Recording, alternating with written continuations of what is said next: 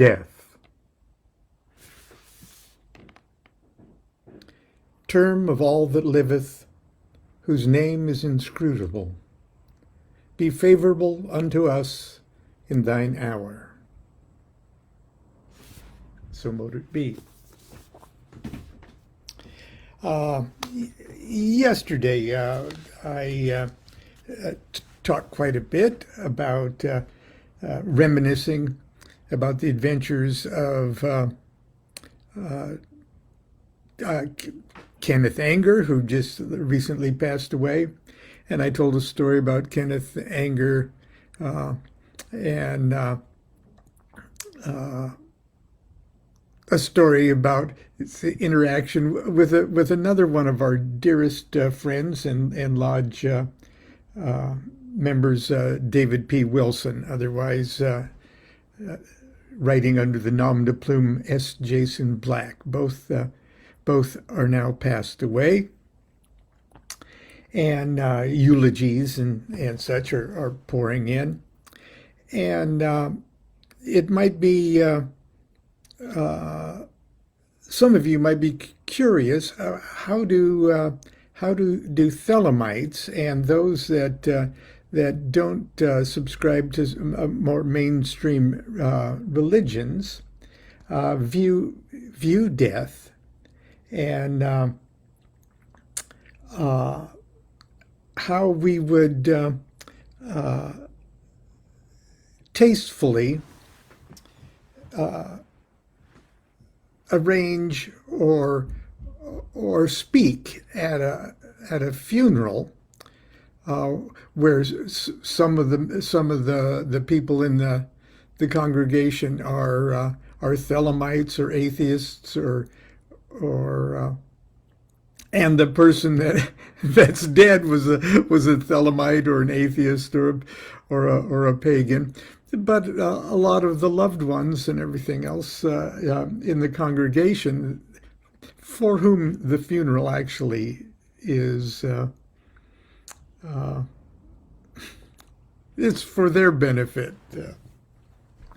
And last couple days we got Kenneth Anger, we've got Tina Turner, and up here in the Northern California, the Bay Area, we recently lost a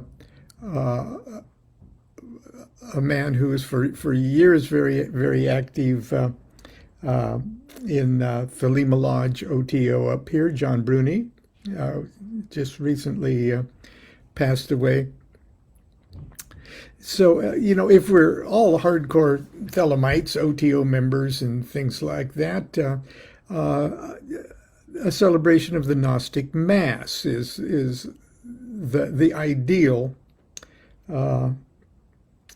funeral, a requiem mass, if you will, a feast, a communion, a celebration, a feast for life and a feast for death, and a greater feast for death. Okay, it says in the Book of the Law. But very often, and in Constance and I's position as bishops in the EGC, when a lodge member passes away, we're occasionally called on to officiate the funerals. And in cases where a full-blown celebration of the Gnostic Mass isn't practical, or indeed concerning the attitudes of family members and stuff, would not be, they wouldn't understand. Okay, but nevertheless, they need closure and they need a funeral service, and so I've often been called on to speak at the funeral in my official capacity. Also, the same thing holds true with the speaking sections of Masonic funerals and things. So and we are official clergy, and the clergy of the deceased's church, so it's appropriate, and we're called upon from time to time to do that.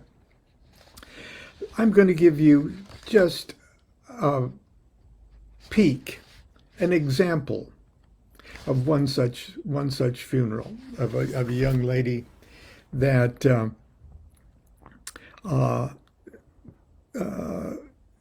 came to us at Monday night class. She, I believe, officially she was formerly a Buddhist nun or whatever her particular sect called themselves. But she came to Monday night class because Monday night class is just, Buddhists would love Monday night class, I'm proud to say. And she took her Minerval initiation in the OTO, and Constance and I welcomed her into the order. And then she died unexpectedly. And so I was asked to speak at the funeral. So I would like to read you my words at her funeral, keeping in mind that ideally we would have done a full Gnostic Mass and everything else, but there are sides of there are family members that would not have been the most appropriate thing for them. Okay, here it is. Her name was Diane. Hello, I'm Archbishop Lon DuQuette of Ecclesia Gnostica Catholica. The EGC is the ecclesiastical arm of Ordo Templi Orientis, a fraternal and magical society of which I am the United States National Deputy Grand Master. Unlike many of you, I didn't know Diane for a very long time. She attended my talks at the Dharma Center here in Whittier, and also came to several of my classes in Costa Mesa. Not long ago, my wife, Constance, and I were honored to welcome Diane into the order. Afterwards, we dined on Italian food and stayed up far too late discussing Eastern and Western magic and mysticism and the virtues of ginger cheesecake. I think you'll all agree with me when I say that Diane was highly intelligent, a fact that instantly became clear to me when we first met because she laughed at every one of my jokes. I immediately said to myself, this person not only has good taste, she's a genius. Diane was possessed with the same kind of quiet spiritual integrity that distinguishes a holy person. An unnaive innocence of character that radiates a tangible presence, as if she were wearing her soul on the outside, and every natural force, every intelligence, every monad of consciousness in the room was respectfully aware of that fact. I find it particularly meaningful that all my memories of Diane are decorated with sacred images and the joyous feelings that accompany an aspirant's quest for enlightenment and liberation. All of our meetings seem to be spiritual celebrations. Today, we're all part of a different kind of celebration, a ceremony. Even though it celebrates the life of this wonderful woman, it's not really for her, but for us. It is a ceremony in which and by which each of us confronts the greatest mystery of life. No matter what our particular religious beliefs may be, or what scriptures we hold sacred, our ideas concerning the meaning of life and death are ultimately based on our own understanding and observations of the world around us. For our ancient ancestors, the behavior of the sun was an unexplainable mystery. They literally believed with terror that the sun died on the western horizon every evening. After a dark night of restless uncertainty, they rejoiced to see that a new sun was mysteriously born in the east. Their whole concept of life and death was built upon the mistaken observation that the sun, the giver of light and life, is born, then dies, and is born again.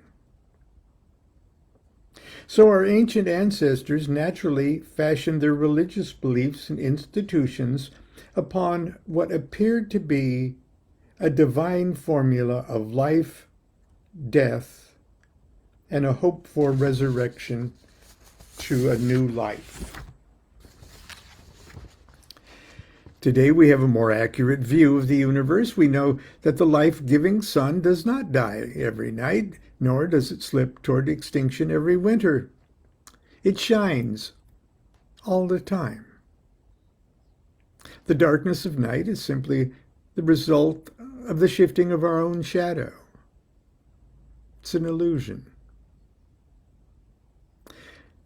As simple and obvious as this new bit of information may seem to us, it is knowledge that now makes each one of us fundamentally different from our ancient ancestors. Because deep down inside ourselves, deeper than creeds or doctrine or dogma can reach, deep down inside, we no longer identify with the sun that dies and may or may not come back. No, we identify with a sun that never dies, never stops shining, a sun that continually lives. The sun stays on all the time. We stay on all the time. Night is an illusion. Death is an illusion. So if we choose to mourn today, let us not mourn for Diane. Diane is doing just fine. It is not night for Diane.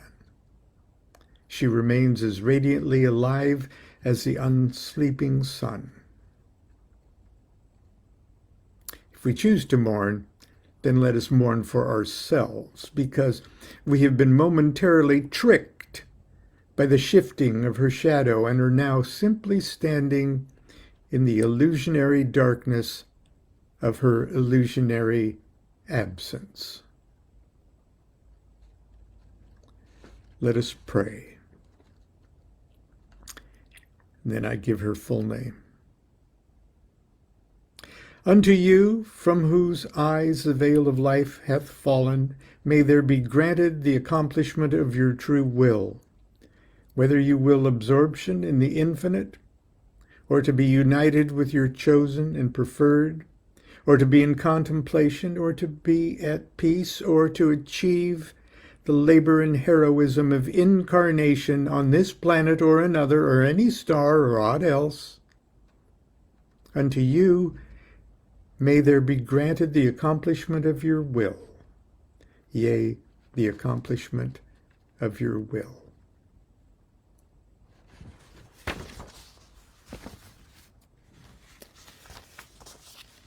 And let's apply that to Kenneth and David and John and Tina Turner. Anyway, that's it for Friday. In the Christian tradition, a death day.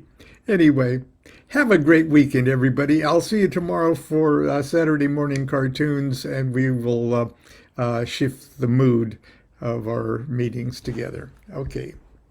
Do what thou wilt shall be the whole of the law. Love is the law. Love under will.